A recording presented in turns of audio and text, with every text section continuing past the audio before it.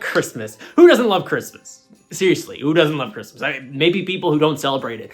They might not. Anyways, let's see what we got from Santa. We're gonna open up a present early this year. I hate Christmas. Maybe it's just the whole Christmas spirit and music, but seeing this game almost makes me feel kind of sad in a way. As a kid, I wouldn't have sat here criticizing, making a video essay about it. I would have just tried to find some enjoyment and fun out of the product. With this game, I know it's hard to believe, but just roll with me here. The state of the Pokemon franchise is something the whole internet has collectively touched on together. I'm guilty of it too, and I'm now on parole. But no, it's not just to be negative or a clout goblin or whatever. I genuinely have just been disappointed by how this franchise has fared on the Switch. Whether it be the puke-inducing graphics, or embarrassing remakes, or removing hundreds of Pokemon for better animations. It's just such a contrast to how masterful this series used to be on the Game Boy and DS. I know. I'm negative to this franchise. It's bubbled up in a lot of ways over the past few years. But it's kind of weird to think. I used to be a big Pokemon fan. I used to be rooting very hard for this series. So you know what? For Christmas this year, I'm going to choose a Pokemon game from my childhood, and I'm going to try to find positive things to say about it. Just to prove to all of you, I am not a Grinch.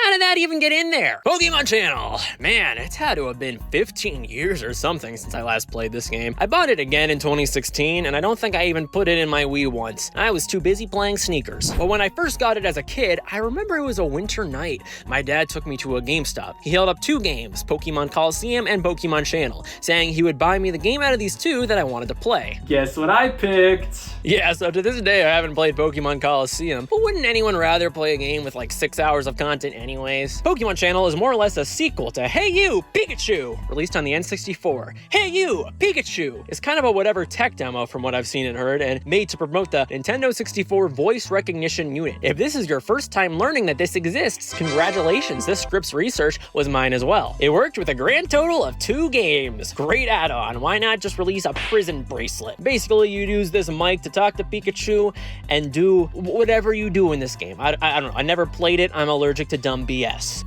Clearly. Man, while doing research for this game, it just seems like it got pretty negative reviews across the board. IGN gave this game a 5 out of 10, and GameSpy gave it a 1 out of 5 stars. I find it pretty damn weird these critics roast this game like a chestnut on an open fire, but Pokemon Sword and Shield, Pokemon Scarlet Violet, oh, they're the best games ever made, best Pokemon experience, God, game critics are just the worst. Booting up the game, we fly through the region of Paldea. Never mind, that's just early GameCube graphics. Listen, I'm trying to be more appreciative for Christmas, but I won't change who I am. So Magnemite drop off a TV where we meet Anime Professor Oak, who talks to you through the TV. What kind of wild technology is this? Is there any way that people can talk to each other through screens? By the way, make sure to subscribe, like the video, and comment down below if you like the content. Whatever, it's the world of Pokemon. Nothing makes sense anyway, it's a damn fantasy land. This is the same franchise that relies on 10-year-olds to save the planet every generation, and where you could shove mythical creatures into a ball the size of a block of cheese. So I'm willing to accept you can talk through a TV for the sake of this video. It might be one of the most realistic things in the entire franchise, honestly. Once a TV arrives, you soon watch the Pichu Brothers anime. I'm not taking any chances with this, so that's why it looks like crap. For context, the Pichu Brothers are side characters that would appear in a few Pokemon movies before the anime jumped the Sharpedo. For the purposes of this game, it seems they made one spin-off episode centered around these characters, but it gets split up into 5 different parts or channels. As a result, you can only watch like 3 minutes at a time before the game shuts you out, but to be honest, the story of this anime is kind of just filler. It's charming, sure, and I loved the Pokemon anime back in this era, but honestly, this episode just doesn't have all that much to it, and that should kind of set the tone for what this game will be like. We get interrupted anyways by some goddamn freeloaders knocking at the door. Yeah, that's right, run away, you cowards. Pikachu welcomes himself in, though, and props to our invisible avatar for feeling safe around an electric rat who could kill him in a blink of an eye. So here's how Pokemon Channel works. The game runs in real time on a day-to-day basis. So if it's night in the real world, assuming your internal clock is set up correctly, it'll be night in the game. Now, this isn't an entirely new concept for the Pokemon franchise. The idea of the tangible world's time impacting the gameplay was an idea brought to the table in Generation 2 of Pokemon, and then removed in Gen 3. No one panic though, I'm sure this will be the last time Pokemon removes a feature from the games. Let's just get this out of the way before we talk further about this game. Pokemon Channel is less about being a game and more about being an experience or simulation. There's really not a lot of, if any, real gameplay in this package. It boils down to you sitting around the TV, watching channels with your Pikachu, and then reporting to Professor Oak at the end of your day. He thanks you and says the next part of the game essentially just continues at 5 a.m. The interactive elements boil down to clicking on objects with a pointer, seeing Pikachu interact with it, and occasionally answering quiz questions or some sort of UI. So Pokemon Channel is more or less a game you play in half-hour intervals, something like Animal Crossing or that Dreamcast game that I won't be saying out loud. It's C! To start the game off, you're only given access to a handful of channels, the first of which is Shop and Squirtle, with one of the members of the Squirtle Squad. Does anyone remember who that is, or did I just date myself? Apparently, this guy's name is Spencer. I have no additional comment. It's just Spencer the freaking Squirtle. The Shop and Squirtle channel is how you buy items to fill up your room. These can be anything from ugly wallpapers to ugly TVs to plushies and posters. When you buy an item, it'll be delivered the next day and just gets plopped down like a rat in the streets. Now, this is one major point of contention I have with Pokemon Channel. Since you're buying all these items, you'd think the entire draw would be choosing where to place them, so you could decorate your room how you see fit. But instead, every single item has a predetermined location, which to me felt like a huge disappointment. This contributes to the overall issue with Pokemon Channel. There's just not a lot to do in this game. And I get that, as I said, it's an experience sort of thing and less of a game, but I can't help but feel aspects of this just end up being a pretty big missed opportunity. I enjoy simulation games, but the point of them is to feel like you live in the world. And so something like customization and showing your friends what you've made is a huge point of a game like this. I remember frequently during Animal Crossing New Horizons, people would be like, hey, I made my house a freaking torture chamber, dude. Don't know how I'm gonna explain Animal Crossing torture chamber to the FBI. But with this game, it's like, hey, here's your puke-colored wallpaper. You bought it, so now you have to throw it up. Like, no, how about letting me choose what wallpaper I want from a menu instead of having to buy an entirely new wallpaper every single time? The whole system in this game is just, This is the FBI, open up! Despite my endless complaining, though, I love the Shop and Squirtle channel. It reminds me of those commercials that always used to come on the TV while watching cartoons as a kid. Oh, look at this metal ball. It defies gravity. How's that lawsuit working out? What's really amusing, too, is that every item that's based around a Pokemon has a testimony of that same Pokemon being like, yeah, it's good, dude. Even the zoom out at the very end is hysterical, where we see Exadu standing at cameras with this set. I don't know, it's all small, but it just kind of makes me smile. But happiness is always fleeting, isn't it? You only get to buy 3 items in a given day, and then boom, the channel ends. On our first day of the journey of TV binging, we also see the Quiz Wobbuffet channel. This is a game show with some interactivity, although admittedly it's really boring. There are 3 types of questions. One is guessing which silhouette the Pokemon is, which is super easy if you know anything about Pokemon, especially given that some of the answers are essentially jokes. There will also be a challenge guessing on Pokemon's cry. The cries don't follow the games, where there would be a weird pixelated noise, and instead are more based on the anime.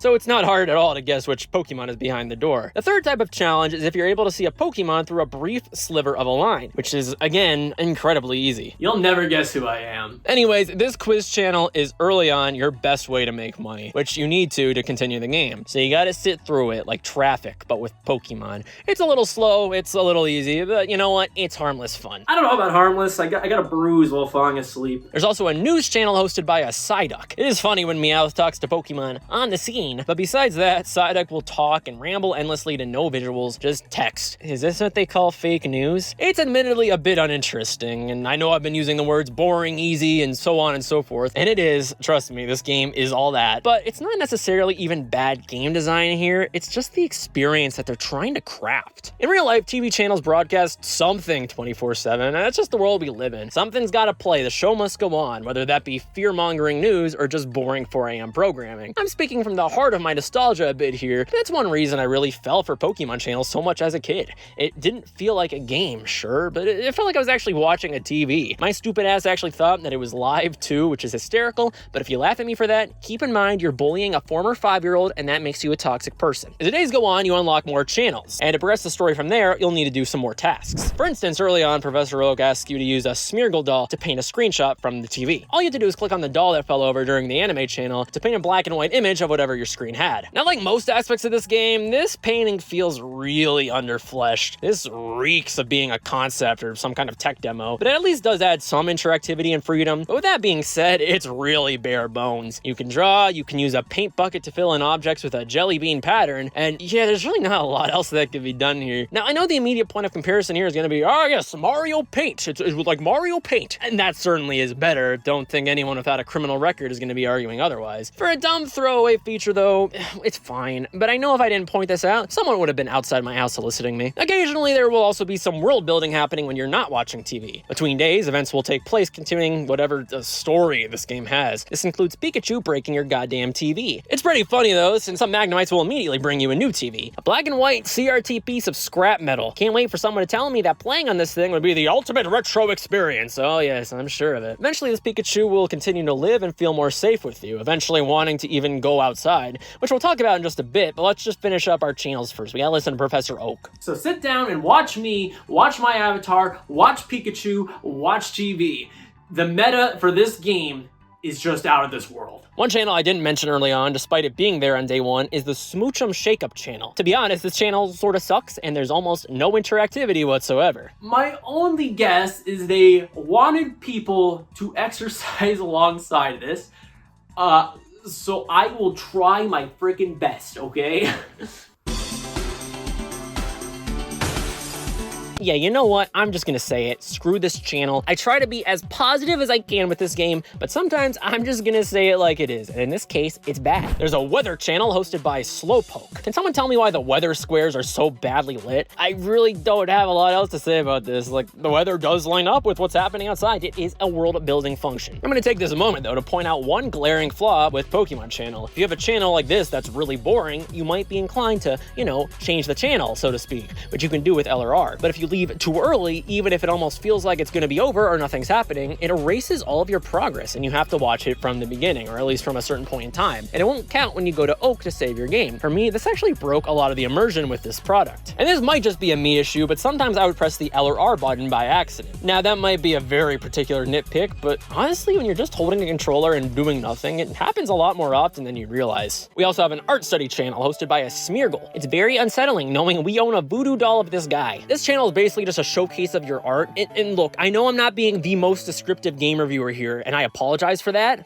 No, not really. I'm not really that sorry. But there's like nothing to say about some of these channels, like the Egg channel, which is a cute idea with about 3 seconds of actual content. Basically, this quiz has 3 rounds where you watch an egg hatch and you have to guess the Pokemon for Pokedollars, which, to be fair, this is actually a pretty cute reference to the actual game, where egg hatching is a very important function to the meta. Sometimes the eggs will be colored as the Pokemon, which to my knowledge never happened in the games or animes, but sometimes it'll just be a white egg. I know that likely means you'll get clues as this goes on, but excuse me if I don't have the patience to sit around and watch a white egg for 5 minutes. I'm too busy writing video essays about games no one cares about. You have the Chansey Fortune Cookie Report. Pick a fortune, any fortune at all. And yep, you certainly read a fortune. You know what? This game saved me $10 on going out and buying Chinese food at least, just to know my life is destined to be a failure. So that's good. We also have the Mareep Sleep channel. Okay, this is just lazy. I really think let's try running out of ideas here. Oh man.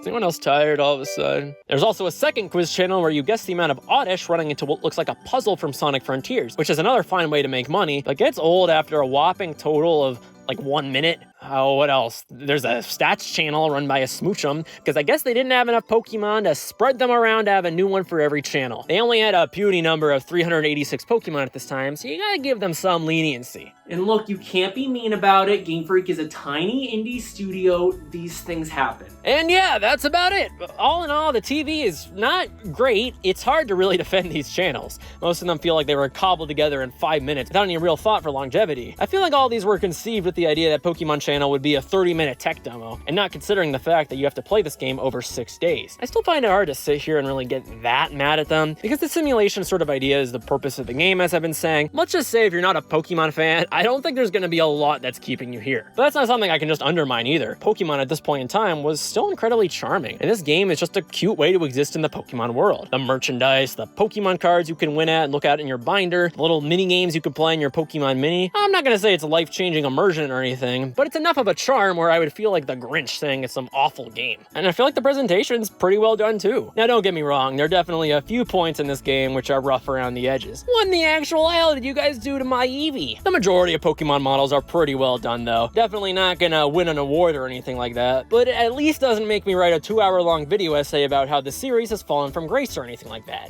And besides, the channels are only about half of the game anyway. We have the entire grand outdoors, it's only like 5 screens, to explore. Now at first, Pikachu is a degenerate and only wants to stay inside and watch TV. Around day 2, you can finally go outside. Now the outdoors are still very shallow, don't get me wrong, but there's a bit to do here. You can grow plants, play fetch, and talk to other Pokemon. If you answer their questions correctly, you can win a nice card, which I can only hope would be better than getting a mean card. For a lot of these questions, I could BS and sort of wade my way around to figure out an answer, but for some of these, you really have to be some sort of Pokemon genius to answer correctly. I don't know if the answers to these questions lie in the anime or the past games. Like, I'm sorry, I don't know the inner workings of a Weezing. Now, at first I thought that there weren't refreshes of Pokemon, because I kept running into a lot of the same types. However, it turns out that it's not the days that'll refresh your Pokemon, but the time and weather. Well, I guess the Weather Channel did have some sort of purpose to it, but as a sensationalist YouTuber, I'm never admitting fault. I'm sort of mixed on this. On one hand, there's at least more of a reason to check in at multiple points of the day, especially since some areas are entirely night exclusive anyway. The issue I do have with this though is that it makes this game's fresh content cap out pretty early on. Now granted, there are Pokemon that only appear on a Wednesday or whatever, so it's not entirely surface level, but it's really only one level above surface level. It's like the cheese in a 5-layer dip. You get some food, but you're still starving. At first, you can only go to your immediate backyard, but after day 3, you can buy bus passes, which let you go to Viridian Forest, Cobalt Coastlands, and Mount Snowfall. You might think it's a huge expansion of the game, and it might be in technicality, but the other areas don't really feel like variety besides the aesthetics, and like everything else in this game, this concept is just a very surface level. Pokemon Channel really should have just leaned in more to being an Animal Crossing clone. Look, if iCarly could do it, I see no reason why Pokemon couldn't. Like, there would have been so much more of a reason to continue playing this game if there were refreshes of Pokemon based off of days instead of weather patterns, and using all 386 of them instead of just 100. Because as is, there's really 6 days that encapsulate the main story, so to speak. And sure, there's gonna be some merchandise and Pokemon you naturally won't run into during that time, so you at least have a reason to turn on the game after the credits roll. But to be honest, if you played this game for the 6 days, you've essentially done and seen everything there is in this game. And to be fair to the outdoors, there are at least some cute events that can occur, but it's content that once you see once, it gets pretty old. And by the way, when I say this game has a story, that's a pretty damn generous title for what this game actually is. Okay, so let me try to make this sound interesting. You get close with Pikachu, you do your channel bullshit, and on day 5, there's an emergency news report. A disc containing part 5 of the Pichu Brothers anime has been stolen, and somehow this is breaking news. Breaking my freaking sanity. So you gotta do a gamer's worst nightmare. Get off the couch and go on an expedition to find it. Or in my case, turn the game off and wait until it's night because you have to go to a Duskull, and they only appear at night. You go to the ruins of the Duskull lamp, making the Gengar get out of the way, you answer one quiz question, and there you go. It may sound like I overly simplified that, but I promise there's really not a lot more to it. After this, you finish the Pichu Brothers anime. You see a very well done endgame and cutscene of everyone dancing, which was apparently a pretty early GameCube showcase. And yeah, that's the entire story. And look at this, I just found the entire screenplay to Pokemon Channel. So here's the thing about Pokemon Channel. It might technically be a bad game. In fact, if someone said it was a pile of trash, I would at least wait a minute or two before blocking them. But for some reason, despite me being eager to roast a game anywhere I can usually, I just can't bring myself to seriously hate this game. I respect what they try to do here, even if they didn't do it all that well. It's weird to say this, but Pokemon Channel was sort of ahead of its time in a lot of ways. As I've been saying, it's not a game, but it's more of an experience. And I could easily see something like that being released for free on phones or the Switch eShop these days. It's comparing apples and durians, but Pokemon Go is kind of similar at a very basic glance. There's not a lot you can do in one sitting, but you can turn it on and interact with different things on a day-to-day basis. But you likely wouldn't call either of them a game, it's just an application. Look, there was a lot of potential here. It's a cute idea, and I would like to see them revisit it before TV is a completely dead concept, so I think they got like 2 years left. The problem here, though, is that there's just no longevity here, which is why when describing some channels in this game, I struggle to write more than one sentence. I don't want to hate this game. I want to turn it on for months. I want to meet my new Pokemon daily. I want to customize my room and share my creations with my friends. I want to turn on the TV and have new experiences and unique programming. That's why I can't completely trash on this game. It's a product that I want to play, but it just doesn't offer all that much. If it existed nowadays, I think this game would get a lot of free updates and support. Look, I'm giving Game Freak a lot of credit by thinking those would be free updates. But hold your horses, there was one form of an expansion for Pokemon Channel at least. Let's go! In Japan only. Meet the Pokemon Channel expansion disc. Now, unfortunately, I don't have access to such a thing, so we're gonna have to rely on footage from the internet, which I will be sourcing. Now, there's really not a lot to say here, going off of this speedrun by Pearstrike, proving that people will speedrun just about anything. There's some advertisements for the Pokemon movies, there's a karaoke channel, which is a cute idea, and fireworks, which is very obviously someone's 2001 camcorder recording of some actual fireworks show, and that's the expansion pass. I can't even stretch this out for content. It's even more simple than the base game. So look, as I said, I still like Pokemon Channel. It's empty, meaningless, devoid of substance and content, and yet it holds a great place in my heart. It's a time capsule in a way, and so my opinions might be heavily rooted in nostalgia here as a result, but it just reminds me of a different time. An era where I wasn't concerned about frame rates or Ocarina of Time trees, when Pokemon had enough charm to carry itself as a franchise, and have these dumb spin-off games make you smile. It's a very cozy and self-contained game. Well, it doesn't go all the way with the idea, it knows what it is at least, and it makes a pretty decent attempt at it. So is Pokemon Channel a bad game? Yeah, honestly, it kind of is. But you know what? It's a charming experience with a lot to adore and love. And so, while that may be the case, it is still a good product. And that's Pokemon Channel.